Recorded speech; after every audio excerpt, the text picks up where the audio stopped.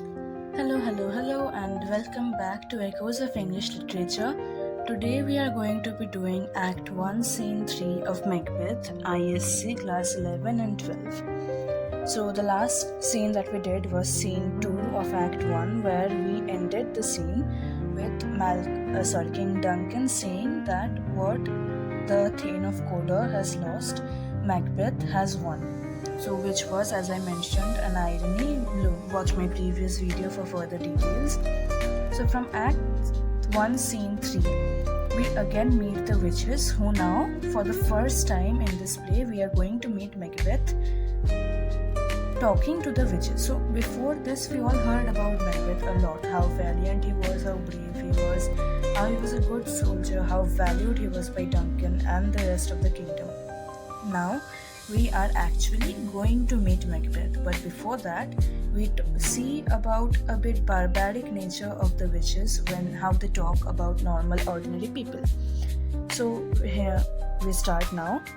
The setting is that of a heath, that is a barren land with no productivity, and there is thunder going on. Enter the three witches. First witch: where hast thou been, sister? Second witch: killing swine. Third witch: sister, where thou?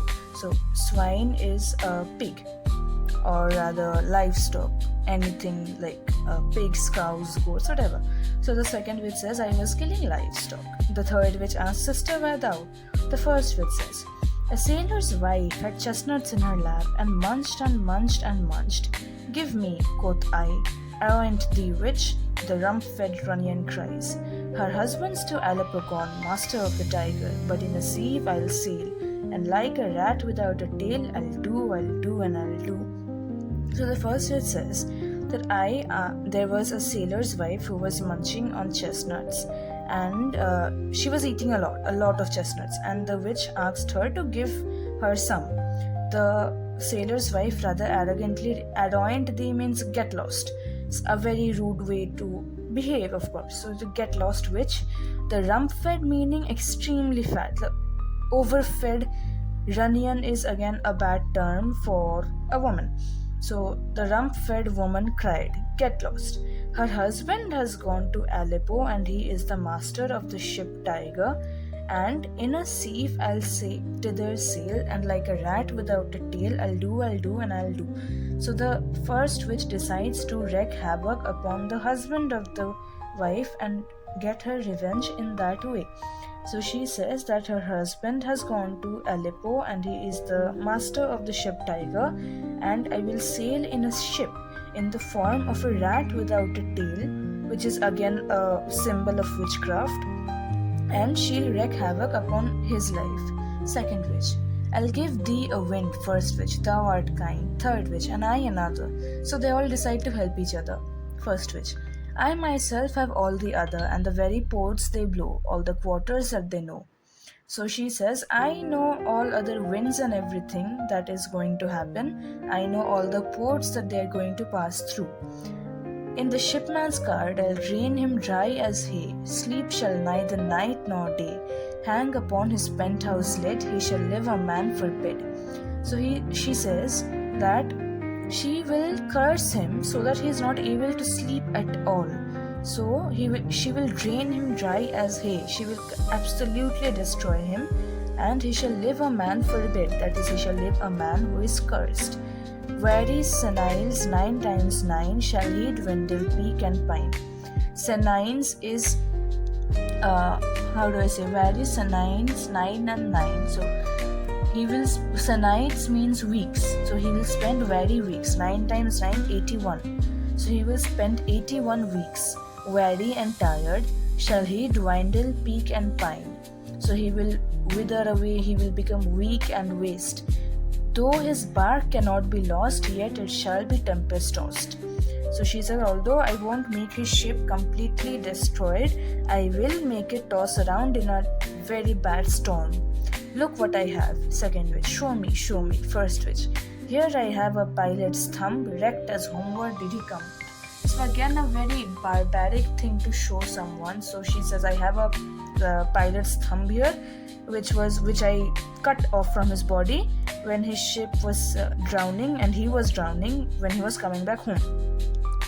drum within. Third witch, a drum, Macbeth doth come. All. The weird sisters hand in hand, posters of the sea and land, thus do go about, thrice to thine and thrice to mine, and thrice again to make up nine. Peace, the charms wound up. So this is a kind of spell that they utter. So also another thing to notice, this is the first time where they use the term weird sisters. Before this, they're just called witches, but for the first time now they're being called the weird sisters. So they say that the weird sisters go hand in hand. They are the posters, that is the posters means a high-speed traveler basically. They are travelers of sea and land. They go about and about, thrice to thine and thrice to mine and thrice again to make up nine. So 3 is a number of the devil, and all multiples of 3 are considered to be numbers of evil. So 3, 3, 3, 9, these are evil factors. Peace, the charms wound up. So they complete their spell. Now, enter Macbeth and Banquo. Macbeth. So foul and fair a day I have not seen. This is again an echo of the first scene, where the witches, if you remember, they said, fair is foul and foul is fair, hover through the fog and filthy air. So Macbeth again quotes them also, but he never knew the witches to speak that, yet he still quotes them. So he says, so fair and foul and fair a day I have not seen. Banquo. How far is it to 4S? So then Banquo notices the witches. What are these, so withered and so wild in their attire, that look not like the inhabitants of the earth, and yet are on it? Live you, or art you aught that man may question? You seem to understand by each at once her choppy finger laying upon her skinny lips. You should be women, yet your beards forbid me to interpret that you are so. So Banquo is very observant. He notices the witches and says, what are these? They are so withered and so wild in their attire. They do not look like someone who should live on earth, and yet they are walking on earth. Are they living, or are you something that man may question? That is, are you something like a ghost or an apparition or a demon? Live you, or art that what man may question? You seem to understand me. It seems that you understand our human tongue, because you are laying your choppy finger upon your skinny lips. You look like women, yet you have beards, and I cannot interpret you as women. What are you exactly? Macbeth says, speak if you can. What are you? First witch. All hail Macbeth, hail to thee, Thane of Glamis. Second witch. All hail Macbeth, hail to thee, Thane of Cawdor. Third witch. All hail Macbeth, that shall be named king hereafter. So the first witch hails Macbeth by the title he already had, that is the Thane of Glamis. The second witch hails him by the title that he has been given by Duncan, the Thane of Cawdor, but Macbeth of course did not know it yet, so it also came as a surprise to him. And the third witch hails Macbeth as the greatest of all, the king, Banquo. Good sir, why do you start and seem to fear things that sound so fair? So he's speaking to Macbeth, why are you seeming so afraid of things that are sounding so nice? In the name of truth, are ye fantastical, or that indeed which outwardly you show? So he's again speaking to the witches. Are you fantasy, or are you actually what you appear to be? Are you living? My noble partner you greet with present grace and great prediction of noble, having and of royal hope, that he seems rapt withal. So you greet my partner Macbeth with such good words that he is seeming to be rapt completely, spellbound. To me you speak not. If you can look into the seeds of time and say which grain will grow and which will not, speak to me then, who neither beg nor fear your favors nor your hate. So Banquo says that, why are you not speaking to me? If you can look into the future and see which seed will grow and which will not, that is, what will prosper and who will not, then speak to me too. But keep in mind that I neither beg you for your advice, nor do I ask for favors from you. First witch, hail. Second witch, hail. Third witch, hail. First witch, lesser than Macbeth and greater, not so happy, yet much happier. Thou shalt get kings, though thou be none. So all hail Macbeth and Banquo. So Banquo's prophecy is that he will be lesser than Macbeth but greater. He will be not so happy but much happier, and he will be the father of kings, but he will not be the king himself.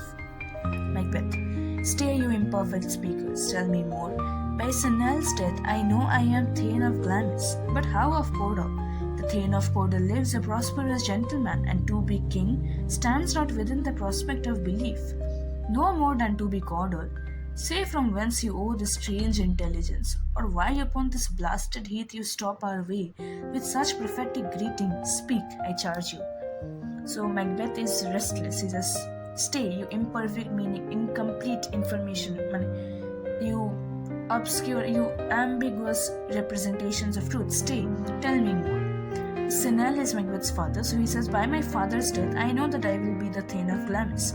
But how on earth am I the Thane of Cawdor? The Thane of Cawdor still lives, because Macbeth does not know that the Thane is dead, that he was a traitor, so he still thinks the Thane of Cawdor lives. A prosperous gentleman, and to be king stands not within the prospect of belief.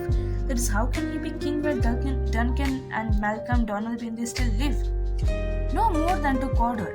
Say from whence you owe this strange intelligence, from where are you gaining all this information? Or why upon this blasted heath, why are you meeting me in such an unconventional place, with such prophetic greeting? Speak, I charge you. So now the witches vanish. Banquo. The earth hath bubbles like as the water has. So, like bubbles in water, they vanish very quickly. So Banquo compares the witches to bubbles and say that they are the bubbles of earth which are vanishing very quickly. Whither are they vanished, Macbeth? Into the air, and what seemed corporeal melted as breath into the wind. Would they had stayed. So Macbeth says they vanished into the air, and what seemed to be having a physical body just melted into the wind. Now he expresses regret and says, would they had stayed, and he wants to ask the witches more. Banquo.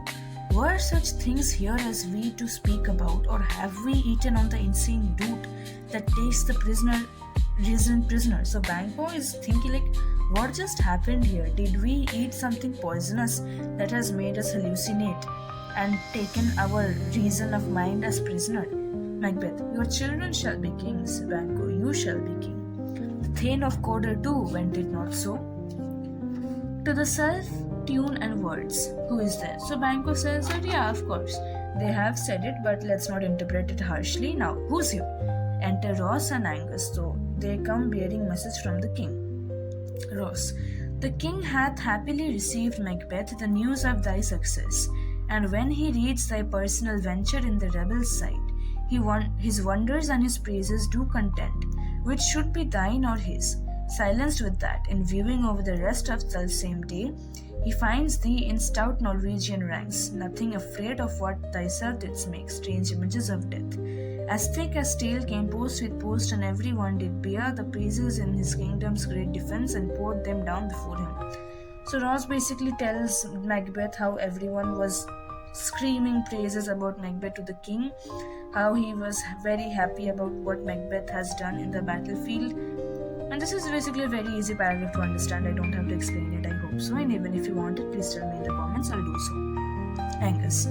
We are sent to give thee from our royal master thanks, only to herald thee into his sight, not pay thee.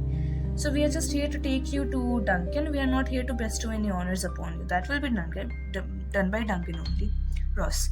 And for an earnest of a greater honor, he bade me from him call thee Thane of Cawdor, in which addition hail most worthy Thane, for it is thine. So Ross says that you will be receiving more honors, but the king did tell me to tell you one thing: you are now the Thane of Cawdor. Banquo. What? Can the devil speak true?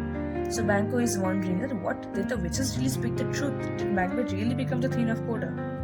Macbeth. The Thane of Cawdor lives. Why do you dress me in borrowed robes? So Macbeth still does not know that the Thane of Cawdor is dead. Angus. Who was the Thane lives yet, but under heavy judgment bears that life which he deserves to lose. Whether he was combined with those of Norway, or did line the rebel with hidden help and vantage, or that with both he laboured in his country's wrack, I know not. But treason's capital, confessed and proved, have overthrown him. So Angus says that yes, the Thane does live, but with heavy judgment. He bears his life to heavy judgment and imminent death. Whether he sided with the Norway rebels or he himself was a rebel by alone, that is not sure. But the fact that he had committed treason is known by all, and he will be executed soon. Macbeth. Aside, so he is speaking to himself. Glamis and Thane of Cawdor, the greatest is behind. So he says, Glamis and the Thane of Coda, the greatest, that is the third prophecy, is to follow them. Thanks for your pains, he tells to Angus and Ross. To Banquo, do you not hope your children shall be kings, when thou that gavest the Thane of Coda to me promised no less to them? So Macbeth again asks Banquo, do you not hope your children will be the kings, because the ones who told me about the prophecies, the prophecy turned out to be true. Do you not hope yours to be true? Banquo, that trusted whom might yet enkindle you upon the crown, besides the Thane of Coda. But 'tis strange, and oftentimes to us our harm, the instruments of darkness tell us truth, but win us with honest trifles, to betray in deepest consequence. So Banquo is very wise. He says, yes, the words of the witches did come true, and they might enkindle you unto the crown. There is a might lead you to the crown besides the Thane of Coda. But you must keep in mind that these instruments of darkness tell us truths which are half-truths, and win us with little tidbits of honest messages, but only to later betray us with the deepest consequence. So then Banquo tells Angus and Ross, cousins, I pray a word. Macbeth aside. Two truths are told as happy prologues to the swelling act. So 2 prophecies have already come true, and the last one is a swelling act, leading to the swelling act of the imperial theme. So it's a very big thing that he can gain if the third prophecy also comes true. So he's again speaking to Angus and Ross. I thank you, gentlemen. Again speaking to himself. This supernatural soliciting cannot be ill, cannot be good. If ill, why hath it given me earnest of success commencing in a truth? I am Thane of Coda. If good, why do I yield to that suggestion? So Macbeth is facing internal disturbance. He says, this thought is good, but why whose horrid image doth unfix my hair, and make my seated heart knock at my ribs against the use of nature? Present fears are less than horrible imaginings. My thought, whose murder yet is fantastic. So we see here that Macbeth's thoughts immediately go to murder. So he says that this is such a pleasant gift that I might receive, but the images of what I might have to do to achieve that status, they are making my blood run cold, they are making my hair stand up, and my heart knock at my ribs. Shakes so my single state of man that function is smothered in surmise, and nothing is but what is not. So he's very confused. He says nothing appears to be what it is. Why is everything appearing so false and fake? Banquo, look how our partner is wrapped. Macbeth, if chance will have me king, why chance may crown me without my stir? So if the prophecy of the second one came true without me doing anything, so the third one should also come without me doing anything, without my stir, right? Banquo, new honors come upon him, like our strange garments cleave not to their molds but with the age of use. So Macbeth is trying to distract Angus and Ross from the weird representation of what Macbeth is doing. So Banquo says that new honors are coming upon our friend, and when we get new clothes, it takes a bit of time to get used to them. So likewise, Macbeth is getting new honors, and it will take him a bit of time to get used to it. Macbeth, come what may come, time and the hour runs to the roughest day. So Macbeth says, finally, whatever happens, let it happen. Now finally let this roughest day end. Banquo, worthy Macbeth, we stay upon your leisure. So Banquo says, worthy Macbeth, we wait. What do you want to do? Do you want to stay here? Do you want to go?